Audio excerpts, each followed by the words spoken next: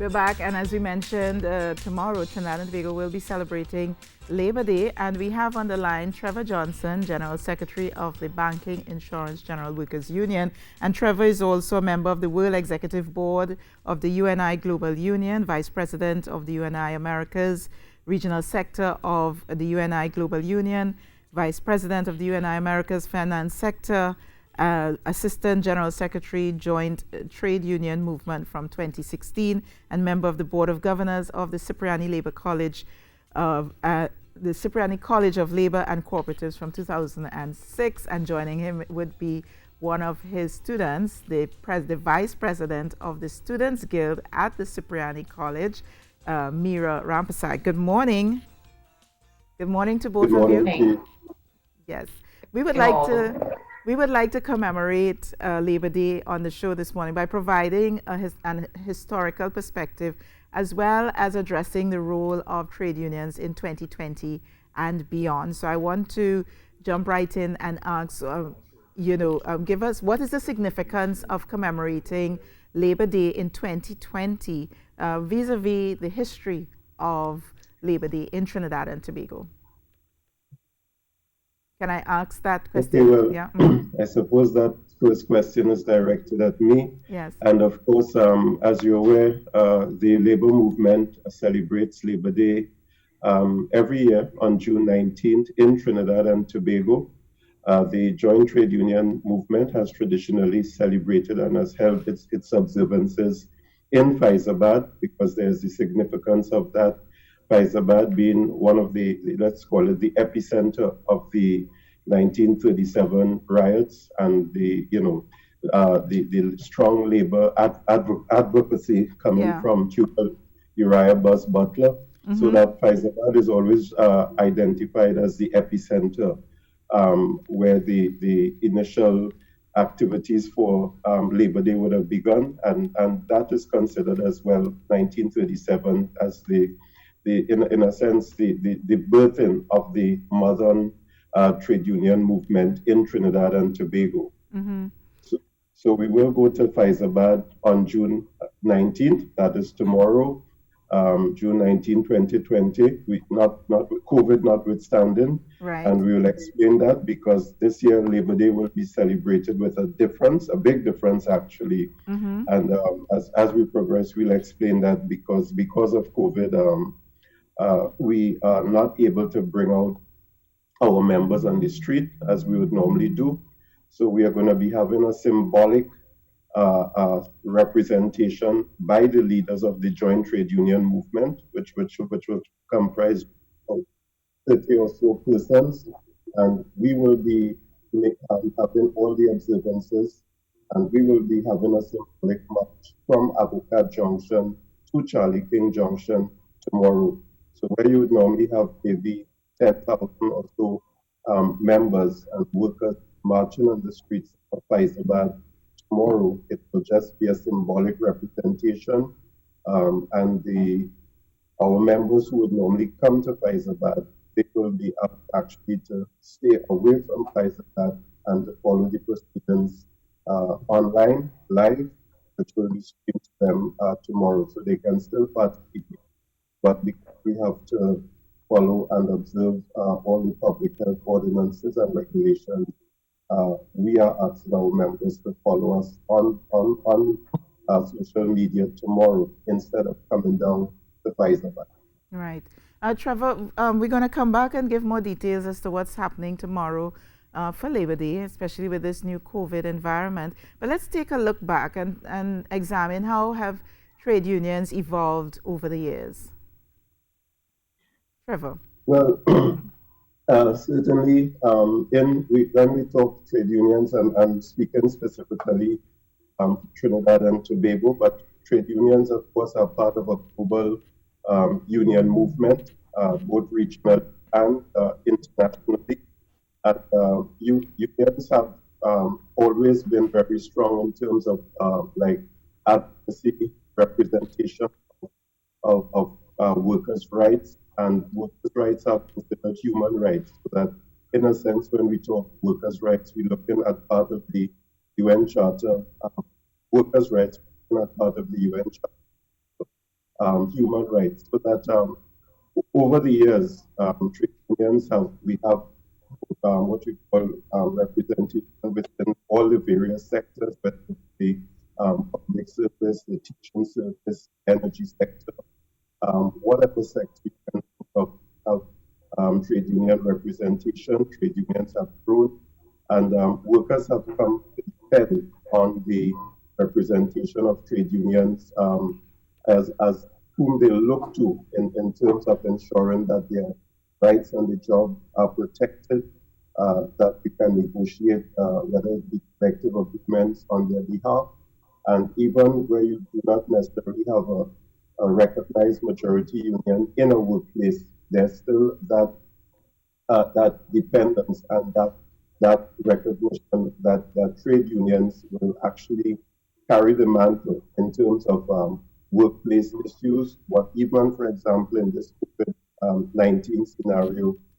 trade unions have been kept very busy in terms of ensuring that workers' rights are protected. It's not just a matter of ensuring that they have, of course, up-to-date remuneration, but it's a matter Mm-hmm. literally health and safety issues that we have to deal with in the workplace, protecting their lives.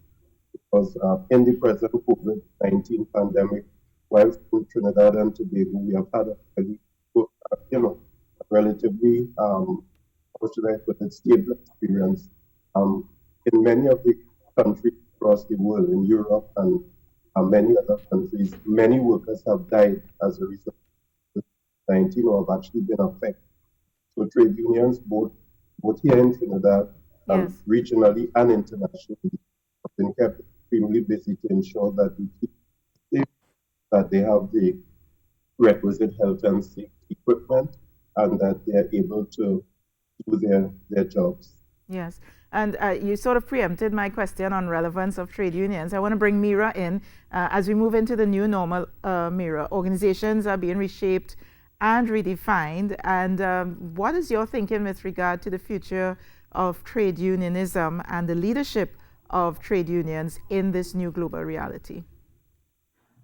Well, first and foremost, Cipriani did do a series of online, I want to say convention, a word, or online forums where they were talking about workers' rights won't quarantine during this time.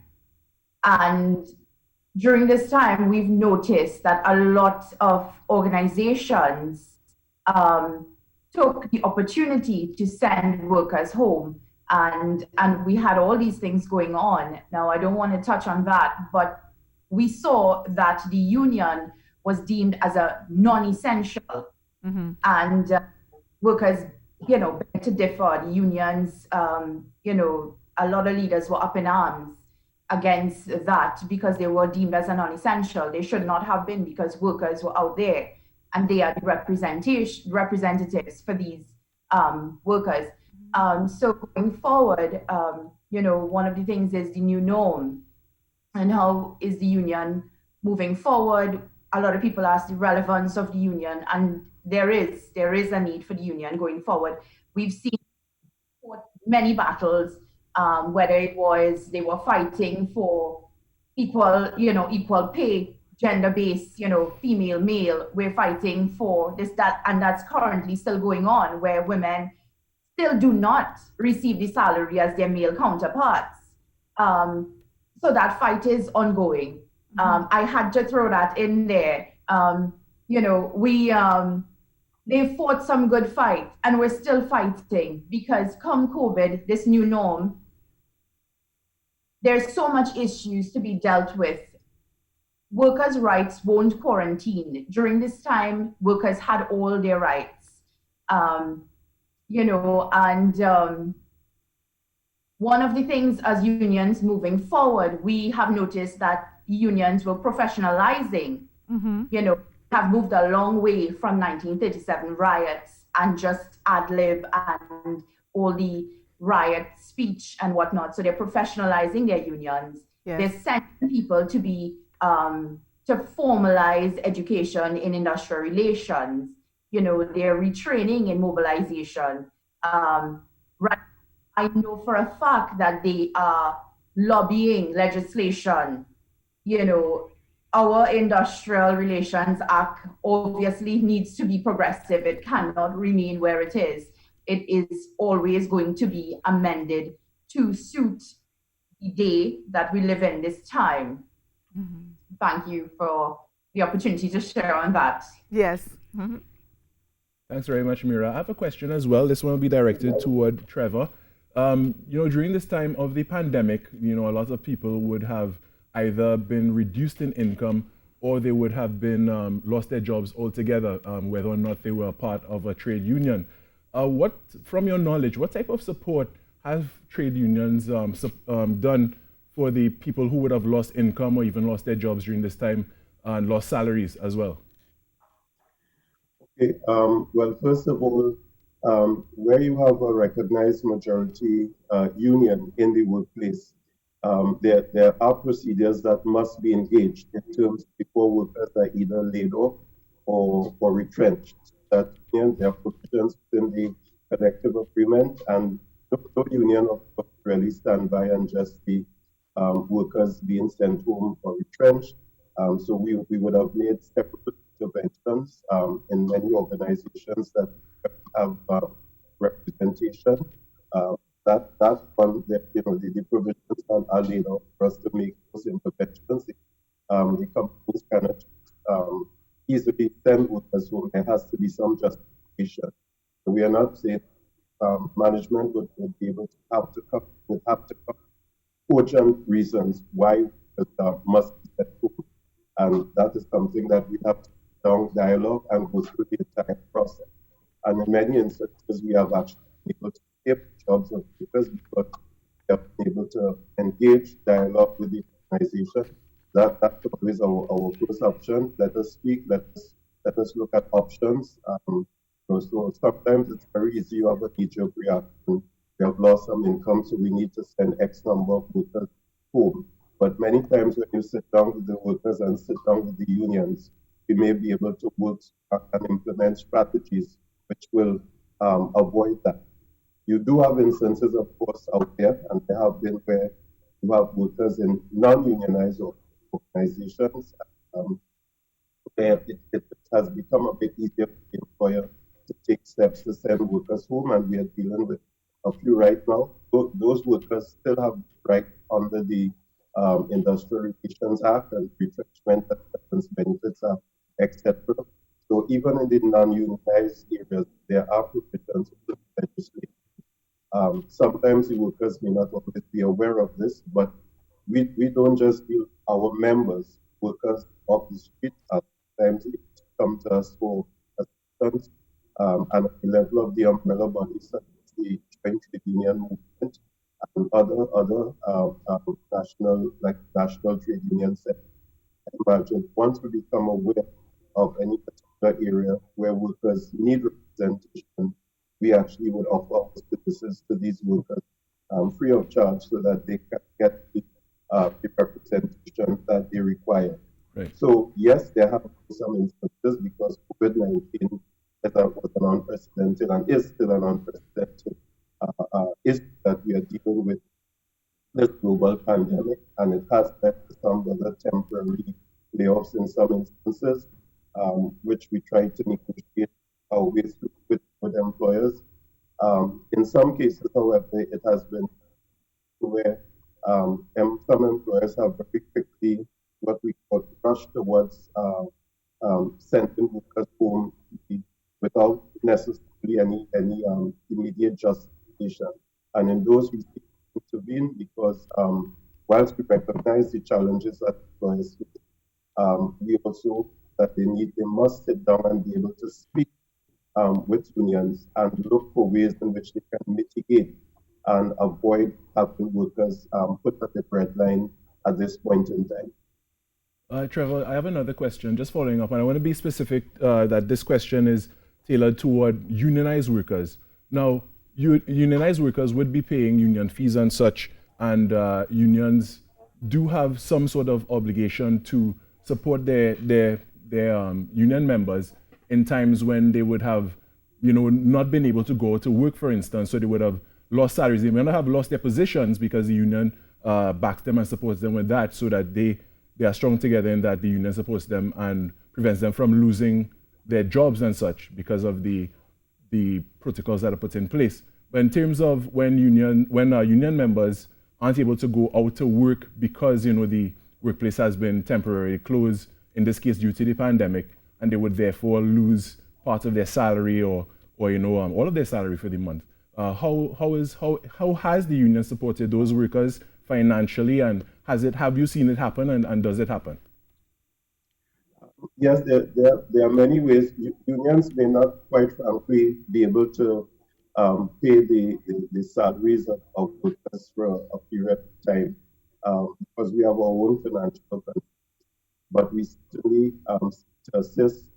We have assisted many workers, for example, in terms of ensuring that they are able to whatever state arrangements that they are.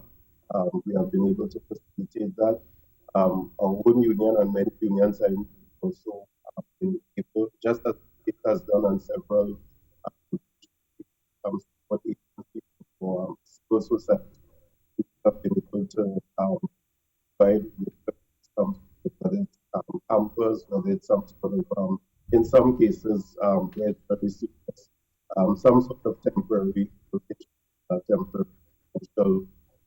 already for hampers. So that there are several methods we look at for effect institute to ensure that workers are not, just left with the red line without support.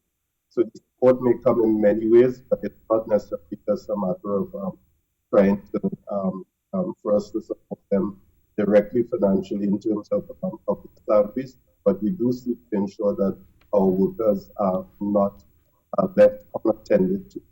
Mm-hmm.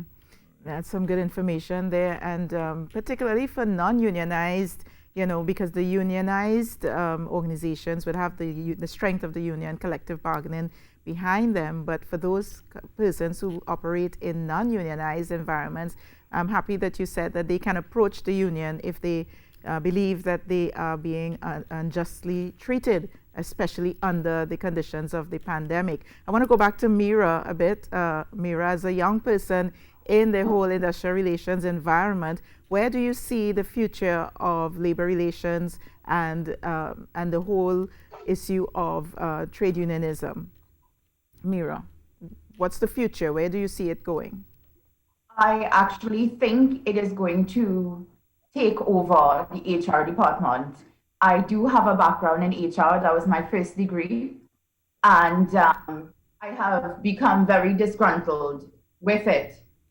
We have too many cases in the industrial courts today that could have been avoided. So I see a long road ahead for the trade union, for the labor movement. As long as there's workers, there's going to be the need for somebody to represent them. The capitalist system isn't over. Our fight is still here.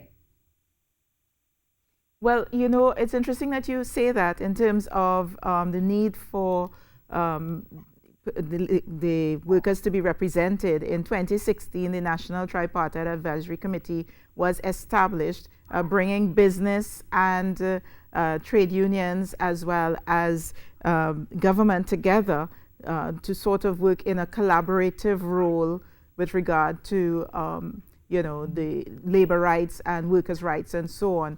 Trevor, you want to just jump in and let us know how it works exactly? How has that been working?